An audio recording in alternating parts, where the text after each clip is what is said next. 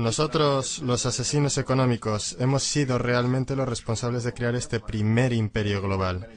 Y trabajamos de muchas maneras diferentes. Pero quizás la más común es que identificamos a un país que tiene recursos que nuestras corporaciones codician, como petróleo. Entonces, concretamos un gran préstamo a ese país desde el Banco Mundial o una de sus organizaciones hermanas. Pero el dinero nunca va realmente al país. En cambio, van nuestras grandes corporaciones para fabricar proyectos de infraestructura en ese país, plantas de energía, parques industriales, puertos, cosas que benefician a unas pocas personas ricas en ese país, además de nuestras corporaciones. Pero en realidad no ayuda a la mayoría de la gente para nada. Sin embargo, esa gente, el país entero queda soportando una deuda enorme. Es una deuda tan grande que no la pueden pagar. Y eso es parte del plan. No pueden pagarla. Y entonces en algún momento volvemos y les decimos, escuchen, nos deben un montón de dinero, no pueden pagar su deuda, así que véndanos su petróleo muy barato a nuestras compañías petroleras. Permítanos construir una base militar en su país. O envíen tropas en apoyo a las nuestras en algún lugar del mundo como Irak. O voten con nosotros en la próxima votación de las Naciones Unidas. Hacer que privaticen sus compañías eléctricas y que privaticen su sistema de agua corriente y desagües y se los vendan a corporaciones norteamericanas u otras corporaciones multinacionales. Y hay una nube total, y es tan típico la manera en que trabajan el Banco Mundial y el FMI, ellos endeudan a un país. Y es una deuda tan grande que no pueden pagar. Y entonces les ofrecemos refinanciar esa deuda y pagar aún más interés.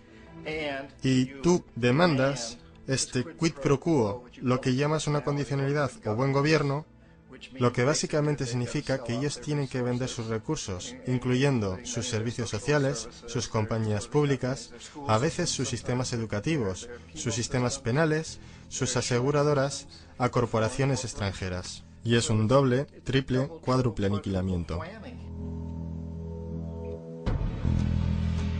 El precedente de asesino económico empezó realmente en los años 50, cuando Mossadegh, elegido democráticamente, que fue elegido en Irán, él fue considerado una esperanza para la democracia, en Oriente Medio y en todo el mundo. Fue el hombre del año en la revista Magazine. Pero una de las cosas que trajo y comenzó a implementar era la idea de que las compañías petroleras extranjeras tenían que pagarle al pueblo iraní mucho más por el petróleo que sacaban de Irán, y el pueblo iraní debería beneficiarse de su propio petróleo. Una política extraña. Por supuesto que no nos gustó, pero teníamos miedo de hacer lo que hacíamos normalmente, que es mandar militares. En su lugar, mandamos a un agente de la CIA, Kermit Roosevelt, pariente de Teddy Roosevelt. Kermit fue con algunos millones de dólares y fue muy efectivo y eficiente, y en un pequeño lapso de tiempo se las arregló para hacer derrocar al Mossadegh y trajo al Shah de Irán para reemplazarlo, quien estuvo siempre a favor de nuestra política petrolera. Y fue extremadamente efectivo. Bombs overflow Tehran. Army officers shout that Mossadegh has surrendered and his regime as virtual dictator of Iran is ended. Pictures of the Shah are paraded through the streets as sentiment reverses. The Shah is welcomed home. Y de vuelta a los Estados Unidos, en Washington, la gente miraba alrededor y decía, wow, ¿eso fue fácil? Y barato. Y esto estableció toda una forma nueva de manipular países creando imperio. El único problema con Roosevelt era que llevaba una tarjeta de agente de la CIA y si hubiera sido atrapado, las ramificaciones habrían sido muy serias. Así que muy rápido, en ese instante, se tomó la decisión de usar consultores privados para canalizar el dinero a través del Banco Mundial o el FMI o alguna otra de sus agencias para mandar gente como yo que trabajan para compañías privadas. Así que si nos atrapan, no habría ramificaciones gubernamentales.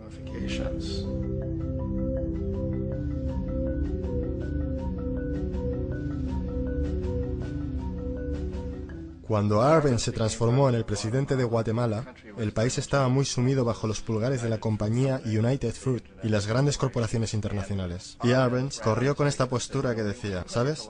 Nosotros queremos devolver la tierra a la gente. Y una vez asumió el poder, él estaba implementando políticas que harían exactamente eso, darle los derechos de la tierra de vuelta a la gente. A United Fruit no le gustó mucho eso. Y entonces contrataron una firma de relaciones públicas y lanzaron una campaña masiva en los Estados Unidos para convencer a la gente en Estados Unidos, los ciudadanos de los Estados Unidos, la prensa de los Estados Estados Unidos y el Congreso de los Estados Unidos de que Arbenz era una marioneta soviética y que si le permitiésemos mantenerse en el poder, los soviéticos tendrían un punto de apoyo en ese hemisferio. Y en aquella época había un gran temor en la mente de todos, del terror rojo, el terror comunista. Y entonces, para hacer corta una historia larga, de esta campaña de relaciones públicas vino un compromiso de parte de la CIA y los militares para eliminar a este hombre. Y de hecho lo hicimos. Mandamos aviones, mandamos soldados, mandamos chacales, nosotros mandamos todo para eliminarlo. Y lo eliminamos. Y tan pronto como fue removido de su oficina, el nuevo tipo que lo reemplazó reinstauró básicamente todo para las grandes corporaciones internacionales, incluyendo a United Fruit.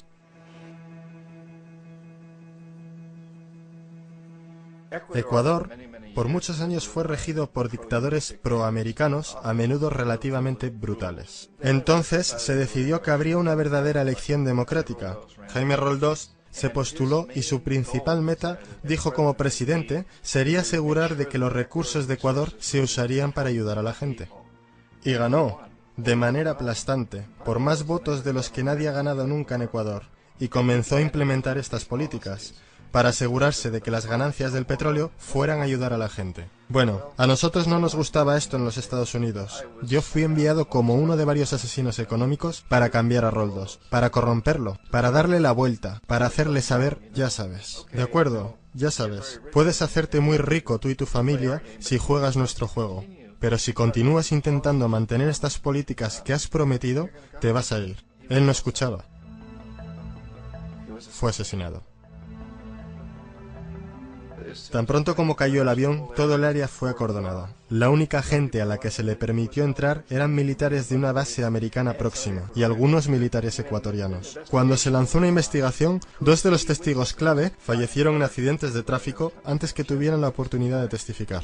Un montón de cosas muy extrañas ocurrieron en torno al asesinato de Jaime Roldós. Yo, como la mayoría de la gente que realmente había visto este caso, no tenemos absolutamente ninguna duda de que fue un asesinato. Y por supuesto, en mi posición como asesino económico, yo siempre estuve esperando que algo le pasara a Jaime. Si iba a ser un golpe de estado o un asesinato, yo no estaba seguro, pero que lo iban a cesar sí, porque él no estaba siendo corrompido. Él no se permitía a sí mismo corromperse como nosotros queríamos corromperlo. Omar Torrijos, el presidente de Panamá, era uno de mis favoritos, ¿sabes? Realmente me gustaba, era muy carismático. Él era un tipo que realmente buscaba ayudar a su país. Y cuando quise sobornarlo o corromperlo, él dijo, mira John, me llamaba Juanito. Dijo, mira Juanito, yo no necesito el dinero. Lo que realmente necesito para mi país, que sea tratado justamente. Necesito, pues, que los Estados Unidos nos den lo que le deben a nuestra gente por toda la destrucción que han hecho aquí. Necesito estar en una posición donde yo pueda ayudar a otros países latinoamericanos a ganar su independencia y estar libres de esto, de esta terrible presencia del norte. Señores, ustedes nos están explotando miserablemente. Yo necesito tener el canal de Panamá de vuelta en las manos de la gente panameña. Eso es lo que yo quiero, así que déjame solo, ¿sabes? No trates de sobornarme. Era el año 1981 y en mayo Jaime Roldós fue asesinado. Y Omar era muy consciente de ello. Torrijos reunió a su familia y dijo, probablemente sea el siguiente, pero está bien, porque hice lo que vine a hacer, renegocié el canal. El canal ahora estará en nuestras manos, recién finalizamos de negociar el tratado con Jimmy Carter. En junio de ese mismo año, solo un par de meses después, él también cayó en un accidente aéreo, el cual, no hay duda, fue ejecutado por chacales apoyados por la CIA. Hay un montón de pruebas de que uno de los guardias de seguridad de Torrijos le entregó en el último momento, mientras subía al avión, una grabadora. Una pequeña grabadora que contenía una bomba.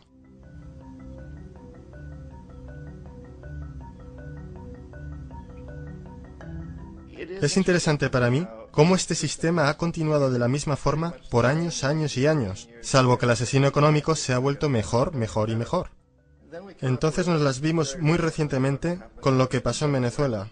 En 1998, Hugo Chávez queda electo presidente, siguiendo una línea larga de presidentes que había sido muy corruptos y destruyeron básicamente la economía del país. Y fue elegido Chávez entre todo esto. Chávez se paró frente a los Estados Unidos y lo hizo demandando primariamente que el petróleo venezolano fuera usado para ayudar a los venezolanos. Bueno, No nos gustó eso en los Estados Unidos, así que en 2002 se montó un golpe de Estado, el cual no hay dudas en mi mente, en la mayoría de las mentes de los demás, que la CIA estaba detrás de ese golpe.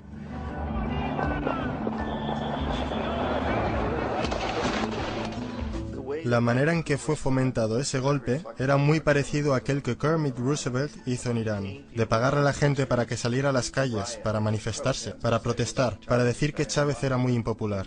¿Sabes? Si puedes hacer que unos pocos miles de personas hagan eso, la televisión puede hacerlo parecer como que es el país entero y las cosas comienzan a crecer rápidamente, excepto en el caso de Chávez.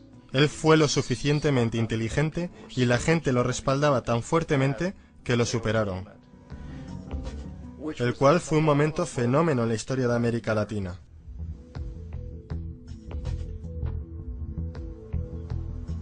Irak realmente es el ejemplo perfecto de cómo funciona todo el sistema. Entonces nosotros, los asesinos económicos, somos la primera línea de defensa. Nosotros entramos, tratamos de corromper a los gobernantes y conseguimos que acepten estos préstamos enormes, lo que usamos entonces como palanca para ser dueños de ellos básicamente. Si fallamos, como fallé en Panamá con Omar Torrijos y en Ecuador con Jaime Roldós, hombres que rehusaron a ser corrompidos, entonces la segunda línea de defensa es mandarles los chacales. Y los chacales o derrocan gobiernos o asesinan. Y una vez que pasa eso, y un nuevo gobierno entra, ese nuevo presidente sabe lo que le pasará si no lo hace. En el caso de Irak, ambas líneas de defensa fallaron. Los asesinos económicos no fueron capaces de llegar a Saddam Hussein. Lo intentaron muy duro. Tratamos de conseguir que aceptase un trato similar al que la Casa de Saud aceptó en Arabia Saudí. Pero él no lo aceptaría. Y entonces los chacales fueron a eliminarlo. No pudieron hacerlo. Su seguridad era muy buena. Después de todo, él, en un momento, trabajó para la CIA. Él fue contratado para asesinar a un presidente anterior de Irak, y falló, pero conocía el sistema. Así que en 1991 mandamos las tropas y eliminamos las fuerzas militares iraquíes. Entonces asumimos que en ese punto Saddam Hussein rectificaría. Pudimos haberlo eliminado, por supuesto, en aquel momento, pero no quisimos. Él es el tipo de hombre fuerte que nos gusta. Él controla a su gente. Pensamos que podía controlar a los kurdos y mantener a los iraníes en su lado de la frontera y seguir bombeándonos el petróleo. Y una vez hubiéramos eliminado sus fuerzas, entonces iba a rectificar. Entonces los asesinos económicos vuelven en los 90 sin éxito. Si hubiesen tenido éxito, él estaría dirigiendo el país. Nosotros le estaríamos vendiendo todos los aviones de combate que quisiera y todo lo que quisiera, pero no pudieron, no tuvieron éxito.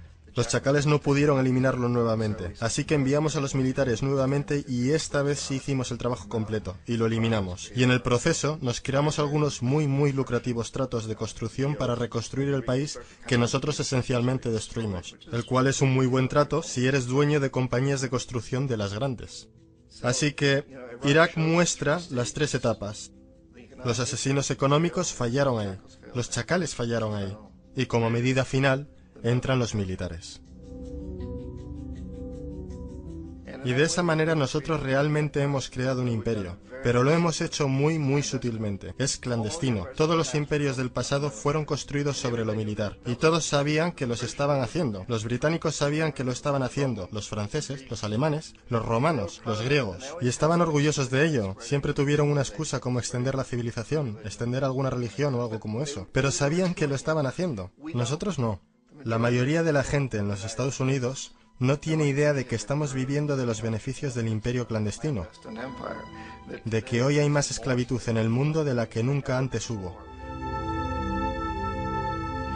Entonces tienes que preguntarte, bueno, si es un imperio, entonces ¿quién es el emperador? Obviamente nuestros presidentes no son emperadores. Emperador es alguien que no es elegido, no sirve un periodo limitado y esencialmente no se justifica ante nadie. No puedes calificar a nuestros presidentes de esta forma. Pero sí tenemos lo que yo considero el equivalente del emperador, y es lo que yo llamo la corporatocracia. La corporatocracia es este grupo de individuos que dirigen nuestras corporaciones más grandes, y ellos realmente actúan como el emperador de este imperio. Ellos controlan los medios, sea a través de propaganda o por ser propiedad directa. Ellos controlan la mayoría de nuestros políticos porque financian sus campañas, ya sea a través de las corporaciones o de contribuciones personales que vienen de las corporaciones. Ellos no son elegidos, no sirven periodos limitados de tiempo, no se justifican ante nadie. Y en la misma cima de la corporatocracia realmente no puedes saber si la persona está trabajando para una corporación privada o el gobierno, porque ellos siempre se mueven hacia atrás y adelante. Así que tienes a un tipo que en un momento es el presidente de una compañía constructora como Halliburton y al momento siguiente es el vicepresidente de los Estados Unidos, o el presidente quien estaba en el negocio del petróleo. Y esto es verdad aunque tengas demócratas o republicanos en la oficina. Tienes ese moverse atrás y adelante por una puerta giratoria, y de esta forma nuestro gobierno es invisible por mucho tiempo, y las políticas son llevadas por nuestras corporaciones en un nivel u otro. Y entonces, nuevamente, las políticas del gobierno son básicamente forjadas por la corporatocracia y presentadas al gobierno y se convierten en política gubernamental. Hay increíblemente una relación íntima. Esto no es un tipo de cosa o teoría conspirativa. Esta gente no se tiene que reunir y conspirar para hacer cosas. Todos ellos trabajan básicamente bajo una asunción primaria, y esta es que deben maximizar las ganancias sin importar los costos sociales o ambientales.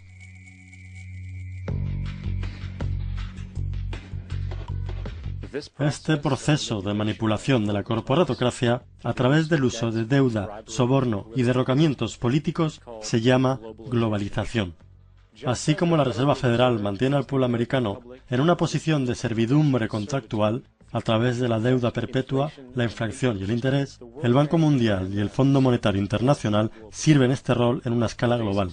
El engaño básico es simple. Pone un país en deuda, bien por su propia indiscreción o corrompiendo al líder de ese país, y entonces imponer condicionalidades o políticas de ajuste estructural. A menudo consistiendo en lo siguiente: devaluación de la moneda. Cuando el valor de la moneda cae, así también lo hace todo lo que está valuado en ella. Esto hace los recursos indígenas disponibles a países depredadores a una fracción de su valor. Grandes recortes de fondos para programas sociales. Esto normalmente incluye educación y salud, comprometiendo el bienestar y la integridad de la sociedad, dejando al público vulnerable a la explotación. Privatización de empresas del Estado. Esto significa que sistemas sociales importantes se pueden comprar y regular por corporaciones foráneas por ganancias. Por ejemplo, en 1999, el Banco Mundial insistió que el gobierno boliviano vendiera el sistema público de agua de su tercera ciudad a una subsidiaria de la corporación americana Bechtel. Tan pronto ocurrió, las facturas de agua para los residentes locales ya empobrecidos se dispararon al cielo. No fue sino hasta una revuelta completa del pueblo que el contrato se anuló. Entonces está la liberación del comercio, o la apertura de la economía quitando las restricciones de comercio exterior.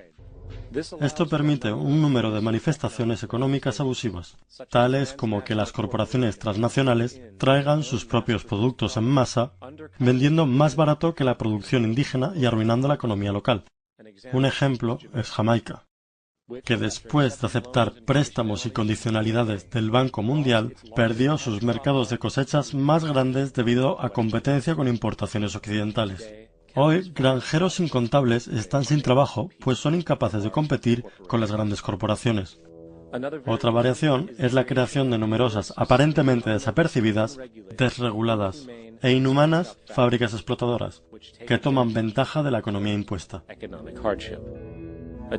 En adición, debido a la desregulación de la producción, la destrucción ambiental es perpetua, ya que los recursos a menudo son explotados por corporaciones indiferentes mientras liberan grandes cantidades de contaminación deliberada. La demanda ambiental más grande en la historia del mundo hoy viene de parte de 30.000 ecuatorianos y gente del Amazonas contra Texaco, de la que ahora es dueña Chevron. Así que es contra Chevron, pero por actividades conducidas por Texaco. Han estimado que han sido más de 18 veces lo que Exxon Valdez volcó en las costas de Alaska. En el caso de Ecuador no fue un accidente. Las compañías lo hicieron intencionalmente. Ellos sabían que lo estaban haciendo para ahorrar dinero en vez de arreglar la disposición apropiada. Además, un somero vistazo a los registros de rendimiento del Banco Mundial revela que la institución, que clama públicamente ayudar países pobres a desarrollar y aliviar la pobreza, no ha hecho nada, excepto incrementar la pobreza y la no distribución de riquezas, mientras las ganancias corporativas se elevan. En 1960, la brecha de ingresos entre un quinto de la población y los países más ricos versus un quinto en los países más pobres era 30-1. En 1998 era de 74-1. Mientras el Producto Bruto Global subió 40% entre 1970 y 1985, los que están en la pobreza en realidad son más, un 17% más. Mientras que de 1985 a 2000, aquellos que viven con menos de $1 al día se incrementaron un 18%. E incluso el Comité Económico del Congreso norteamericano admitió que hay un mero 40% de éxito de todos los proyectos del Banco Mundial. En los años 60, el Banco Mundial intervino en Ecuador con grandes préstamos. Durante los próximos 30 años, la pobreza creció del 50% al 70%. Sobreempleo y desempleo crecieron de 15% al 70%. La deuda pública se incrementó de 240 millones a 16.000 millones, mientras que la porción de recursos destinados a los pobres bajó de 20% al 6%. De hecho, para el año 2000, el 50% del presupuesto nacional de Ecuador tuvo que ser destinado para pagar sus deudas. Es importante entender que el Banco Mundial es, de hecho, un banco norteamericano que apoya intereses de los Estados Unidos, pues Estados Unidos tiene poder de veto sobre las decisiones, porque es el proveedor más grande de capital. ¿Y dónde consiguió su dinero? Adivina. Lo hizo del aire a través del sistema bancario de reserva fraccionada. Basado en el Producto Bruto Interno, de las primeras 100 economías del mundo, 51 son corporaciones y 47 de esas 51 tienen base en los Estados Unidos. Walmart, General Motors y Exxon son económicamente más poderosas que Arabia Saudita, Polonia, Noruega, Sudáfrica, Finlandia, Indonesia y muchos otros. Y mientras las barreras proteccionistas se rompen, las monedas se unifican y manipulan en mercados flotantes, y las economías de los estados se vuelcan a favor de competir en el capitalismo global. El imperio se expande. Usted aparece en su pequeña pantalla de 21 pulgadas y grita sobre América y la democracia. No existe América. No existe la democracia. Solo existe la IBM, la ITT, la AT&T, y DuPont, Dow, Union Carbide y Exxon. Esas son las naciones del mundo hoy día. ¿De qué hablan los rusos en sus consejos de Estado? ¿De Karl Marx? No. De sistemas de programación lineal. De teorías sobre estadística, de problemas económicos, y computan costos de sus transacciones e inversiones, como hacemos nosotros. Ya no vivimos en un mundo de naciones e ideologías, señor Bill. El mundo es un colegio de corporaciones, inexorablemente dirigido por los estatutos inmutables de los negocios. El mundo es un negocio, señor Bill.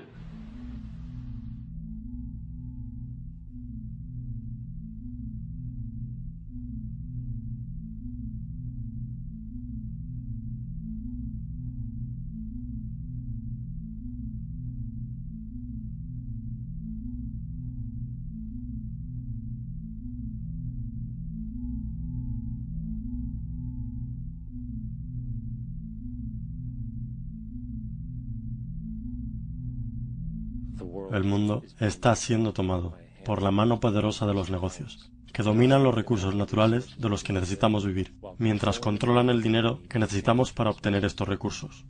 El resultado final será un monopolio mundial basado no en la vida humana, sino en poder financiero y corporativo. Y mientras la inequidad crece, naturalmente más y más gente se desespera.